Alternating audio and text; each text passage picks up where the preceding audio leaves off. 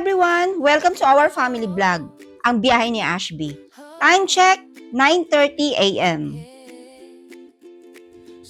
Gusto naming ibahagi ang isang simple pero napaka-espesyal na araw para sa aming pamilya, ang birthday ni Tatay. Tara na. Bag sa likod, din sa tabi, food basket ready sa tabi. Sa bawat kalsada may kwento, sa bawat biyahe may saya. Sa bundok man o sa dagat, kasama pamilya at alaga. Tawa ng bata sa hangin at mga aso na tumatakbo sa damuhan. Sa bawat stop may kwento, sa bawat lakad may saya.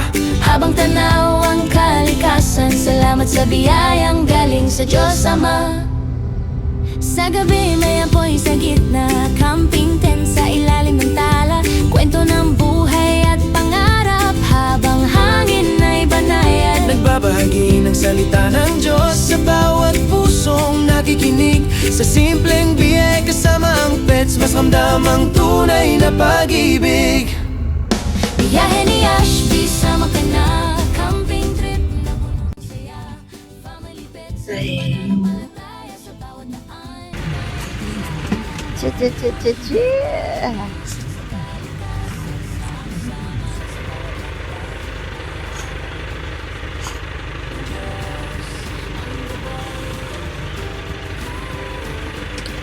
Saan ang punta ni Coco?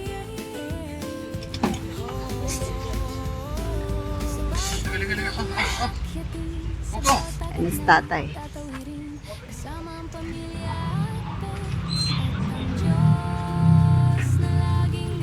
Happy birthday, Tay! Biyahe ni Ashby, sama ka na. Camping trip Oo, oo, oo. saya.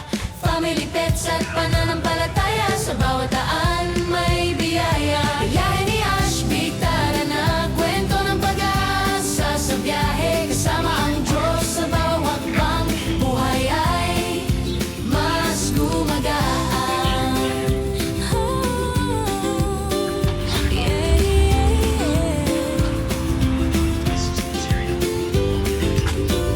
Ayan si Tatay ngayon, oh. Ay, Katay.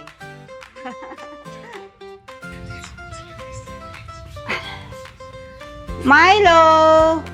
Milo! Milo! Milo! Milo, Milo! Ayun si Milo, natatago si Milo! Ayusin niyo ito, mesa. Family, friends, pati pets kasama. Ashby, tara na. Bag sa likod, pen sa tabi.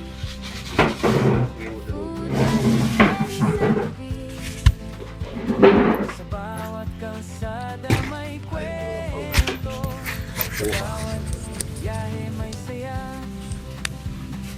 Sa bundok man o sa dagat, kasama pamilya at talaga. Tawa ng bata sa hangin at mga aso na tumatakbo sa damuhan. Sa bawat stop may kwento, sa bawat lakad may saya.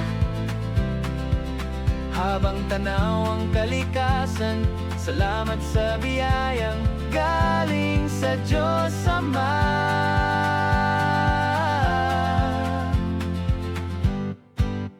Sa gabi, may apoy sa gitna, camping tent sa ilalim ng tala. Kwento ng buhay at pangarap, habang hangin ay banayad. Nagbabahagi ng salita ng Diyos sa bawat pusong nakikinig. Sa simpleng biyahe kasama ang pets, mas ramdam ang tunay na pag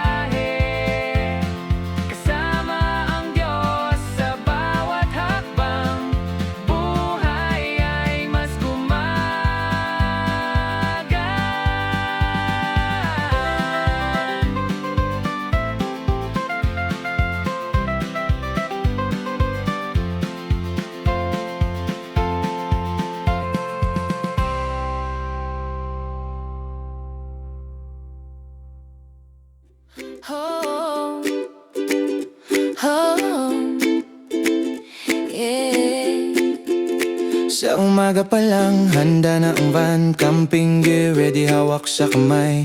Family, friends, pati pets kasama. Biyahe ni Ashby, tara na. Bag sa likod, din sa tabi. Food basket, ready sa tabi. Sa bawat kalsada may kwento. Sa bawat biyahe may saya. Sa bundok man o sa dagat, kasama pamilya at alaga. Tawa ng bata sa hangin at mga aso na tumatakbo sa damuhan. Sa bawat stop, may kwento. Sa bawat lakad, may saya. Habang tanaw ang kalikasan, salamat sa biyayang galing sa Diyos Ama. Sa gabi may apoy sa gitna. Habang kumakain na kami at nagkukwentuhan, napaisip ako, hindi man en grande ang aming selebrasyon, pero ramdam namin na napaka-bless ng araw na iyon. Dahil ang tunay na kayamanan ay hindi laki ng handaan, kundi ang pamilya na nagmamahalan at nagkakaisa. Naalala ko tuloy ang isang Bible verse. Honor your father and mother. Exodus 20 verse 12. Kapag iginagalang at minamahal natin ang ating mga magulang, may espesyal na pagpapala ang Diyos sa ating buhay. Minsan, sa dami ng problema at abala sa buhay, nakakalimutan natin na ang oras na kasama ang ating mga magulang ay napakahalaga. Kaya habang may pagkakataon pa, magbigay tayo ng oras, pagmamahal at pag-aalaga sa kanila. Ang araw na ito ay paalala sa amin na ang pamilya ay isang regalo mula sa Diyos. Happy birthday, Tatay! Oh, oh, yeah. Sa umaga pa lang, handa na ang van. Camping gear, ready hawak sa kamay. Ice cream time! Biyahe ni Ashby, tara na. Bag sa likod, din sa tabi. Ice cream time with Tatay! Sa bawat kalsada may kwento. Sa bawat biyahe may saya. Yung gano'n. Hindi, Sa bundok man o sa dagat, kasama pamilya at alaga. Tawa ng bata sa hangin at mga aso na tumatakbo sa damuhan. Si Milo, yung hiya. Yung hiya, oh. Ang aming Aspi na sosyal ay kumain, napakapihika ng pagkain. Sa gabi may apoy sa gitna, camping tent sa ilalim ng tala. Kwento ng buhay, masyado lang sa ko. pangarap. Ayos lang. Yan, treatment session. Bawat pusong nakikinig sa simpleng biyay. Kasama ang pets, mas ramdam ang tunay na pag-ibig. Biyahe ni Ashby, sama ka na. Camping trip na puno ng saya. Nauwi si Genggeng, kaya i-treat na naman niya yung kanyang tatay.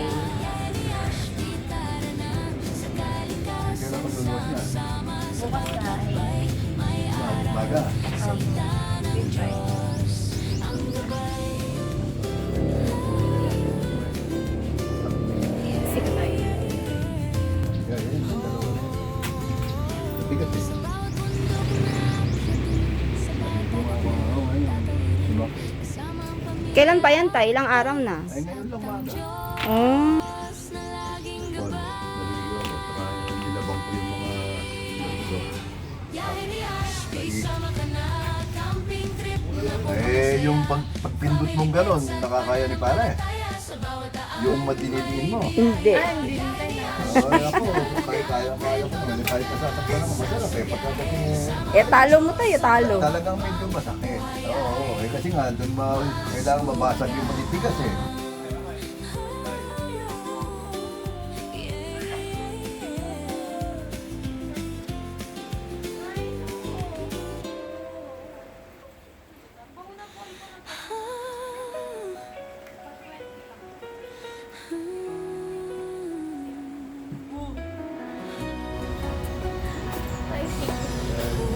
Okay. Bye, tay. Okay, yung tanda. Oh, sakay na, kayo na.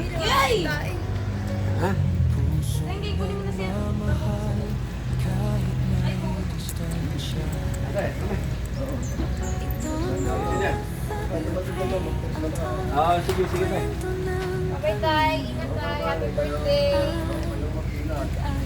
Bye, tay. May mga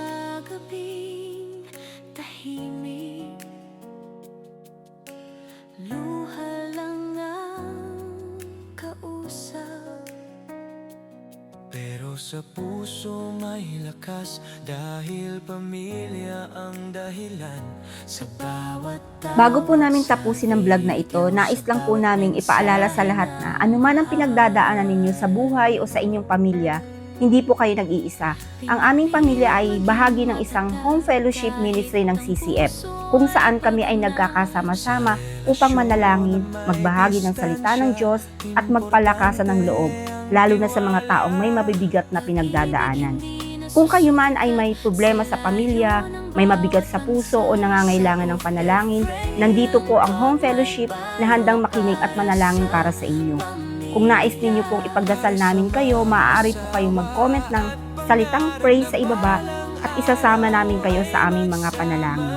At kung nais ninyo pong maging bahagi ng home fellowship ministry ng CCF at mas mapalapit sa Diyos, malugod po namin kayong inaanyayahan. Tandaan po natin, kapag ang pamilya ay sama-samang lumalapit sa Diyos, walang problemang hindi kayang lampasan. Maraming salamat po sa panonood at naway pagpalain kayo ng Diyos at ang inyong buong pamilya. Sana po, samahan niyo po muli ang biyahe ni Ashby sa susunod naming lakbay. Maraming salamat po. God bless everyone.